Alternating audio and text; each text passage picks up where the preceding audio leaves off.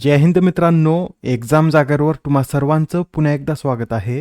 मित्रांनो, आजच्या चालू घडामोडीच्या सत्रात आपण नुकत्याच घडलेल्या घटनांवर आधारित MCQची प्रॅक्टिस करणार आहोत. यातील एक एक प्रश्न अत्यंत महत्त्वाचा आहे. त्यासाठी व्हिडिओ शेवटपर्यंत पहा व आपल्या मित्रांसोबत सुद्धा शेअर करा, जेणेकरून येणाऱ्या एक्झाममध्ये त्यांना सुद्धा याचा फायदा होईल. आणि आजच्या व्हिडिओची PDF डाउनलोड करायची असेल तर तुम्ही ती एक्झाम जागर या टेलिग्राम चॅनलवरून डाउनलोड करू शकता. आजची PDF संध्याकाळी 6 वाजता उपलब्ध होईल. ठीक आहे, चला तर आपण आजच्या सत्राला सुरुवात करूया. पहिला प्रश्न पहा. लॉरियस वर्ल्ड स्पोर्ट्स अवॉर्ड 2026 मध्ये स्पोर्ट्समॅन ऑफ द इयर पुरस्कार कोणाला जाहीर झाला?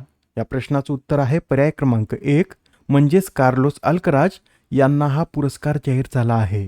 कार्लोस अल्कराज हे टेनिस या खेळाशी संबंधित असून ते स्पेन या देशाचे खेळाडू आहेत. कार्लोस अल्कराज यांच्यासाठी 2025 हे एक उत्तम वर्ष ठरलं होतं.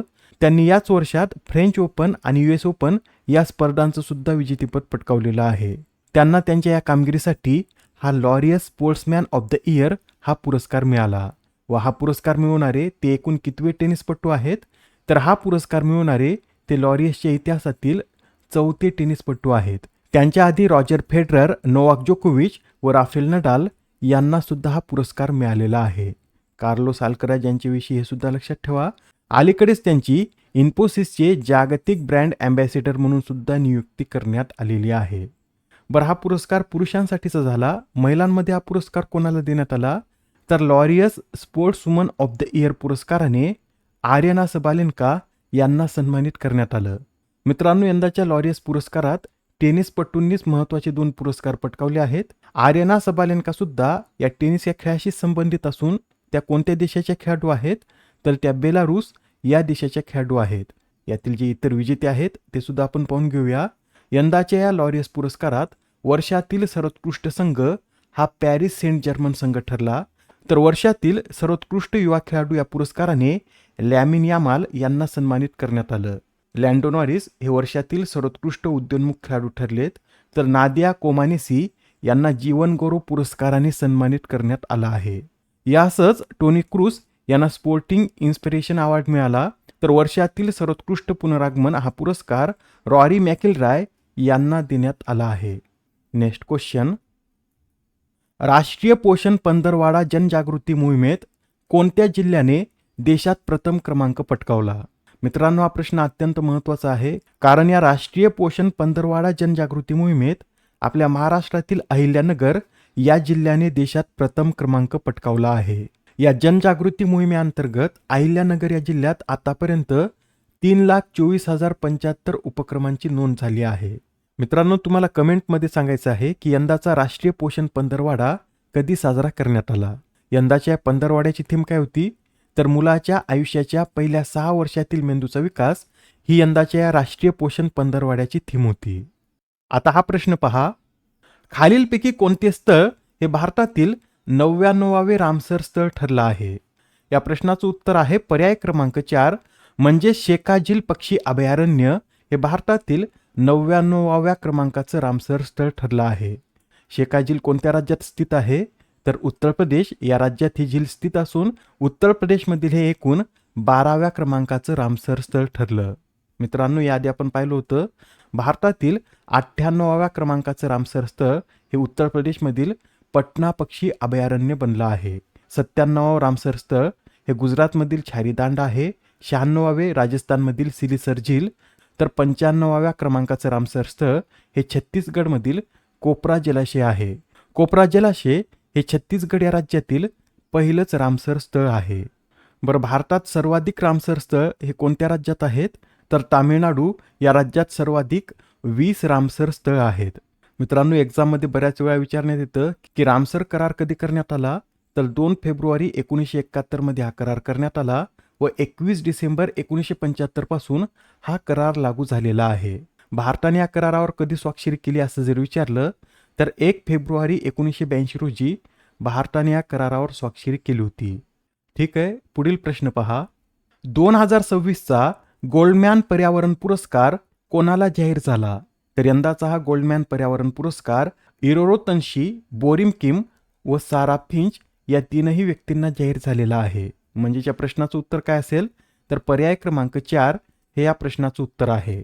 मित्रांनो, गोल्डमॅन पर्यावरण पुरस्कार हा ग्रीन नोबेल म्हणून सुद्धा ओळखला जातो आणि यंदाच्या या पुरस्काराचं वैशिष्ट्य काय, तर इतिहासात प्रथमच पूर्णपणे महिला असलेल्या 6 कार्यकर्त्यांना हा पुरस्कार प्रदान करण्यात आला आहे.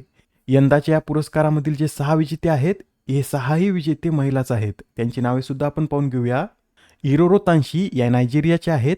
त्यांनी नायजेरियामधील वर्षावनांचं संरक्षण करण्याचं कार्य केलं. बोरिम किम या दक्षिण कोरियाच्या आहेत. सारा फिंच या युकेच्या आहेत व त्यांनी जीवाश्म इंधन प्रकल्पाविरुद्ध युकेमध्ये आवाज उठवला. थिओनिएला रोकामॅड बॉब या पापुआ न्यू गिनी या देशाचे असून रिओ टिंटो खान कंपनीमुळे दशकापासून होत असलेल्या पर्यावरणीय आणि सामाजिक हानीविरुद्ध त्यांनी लढा दिला. आलाना आकाखार्ले या युएसच्या आहेत. तर युएलिस मोरालेस ब्लँको या कोलंबिया या देशाचे असून त्यांनी कोलंबियामध्ये फ्रँकिंग थांबवण्यासाठी लढा दिला आहे. मित्रांनो, गोल्डमन पर्यावरण पुरस्काराविषयी सांगायचं झालं तर याची स्थापना 1989 मध्ये रिचर्ड आणि रोडा गोल्डमॅन यांनी केली व हा पुरस्कार कॅलिफोर्नियातील गोल्डमन एन्व्हायरमेंटल फाउंडेशनद्वारे दिला जातो. या पुरस्कारात प्रत्येक विजेत्याला बक्षीस म्हणून $2,00,000 देण्यात येतात.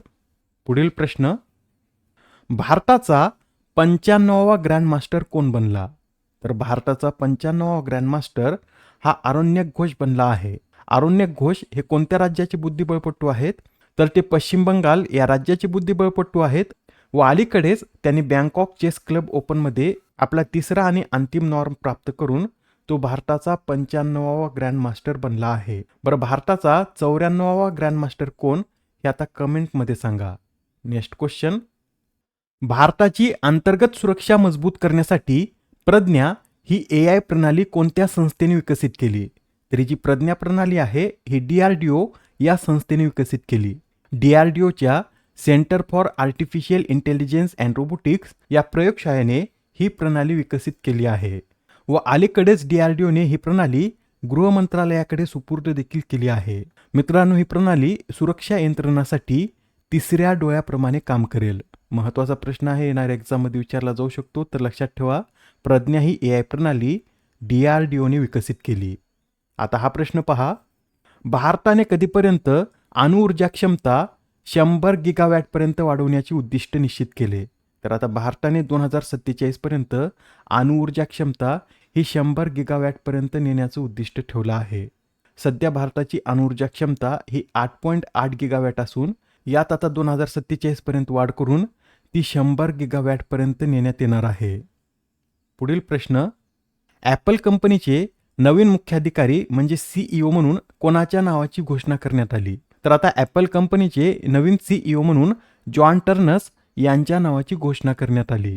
मित्रांनो, जॉन टर्नस हे 1 सप्टेंबर 2026 पासून ॲपलचे नवीन CEO म्हणून कार्य करतील. सध्या टिम कुक हे ॲपलचे CEO असून 15 वर्षाच्या यशस्वी कारकिर्दीनंतर ते 1 सप्टेंबर रोजी निवृत्त होतील व त्यांची जागा जॉन टर्नस घेतील. बरं, जॉन टर्नस हे ॲपलचे एकूण कितवे CEO असतील? तर ते ॲपलचे 8वे CEO असतील. आजच्या सत्रामधील शेवटचा प्रश्न पहा, दरवर्षी वसुंधरा दिवस कधी साजरा केला जातो?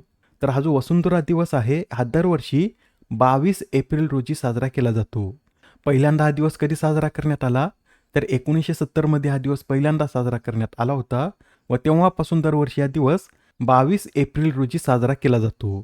यंदाची या दिनाची थीम नोट करून घ्या, आवर पॉवर आवर प्लॅनेट अशी यावेळेसच्या या वसुंधरा दिनाची थीम आहे. या आधीच्या सत्रात तुमच्यासाठीचा प्रश्न होता, देशातील पहिल्या प्रगत 3D सेमीकंडक्टर पॅकेजिंग युनिटची निर्मिती कोणत्या राज्यात करण्यात येत आहे? या प्रश्नाचं उत्तर आहे पर्याय क्रमांक 2 म्हणजेच ओडिशा या राज्यात देशातील पहिला प्रगत 3D सेमीकंडक्टर पॅकेजिंग युनिट स्थापन करण्यात येत आहे. मित्रांनो, आजच्या सत्रामधील तुमच्यासाठीचा प्रश्न पहा, फेमिना मिस इंडिया वर्ल्ड 2026चं विजेतेपद कोणी पटकावले? आता या प्रश्नाचं उत्तर कमेंटमध्ये देण्याचा प्रयत्न करा. उत्तर चुकलं तरी काय हरकत नाही, कारण ज्यावेळेस तुम्हाला या प्रश्नाचं योग्य उत्तर माहीत होतं त्यावेळेस हा प्रश्न तुमच्या दीर्घकाळापर्यंत लक्षात राहतो. तर आता पुढच्या सत्रात पुन्हा भेटूया. धन्यवाद.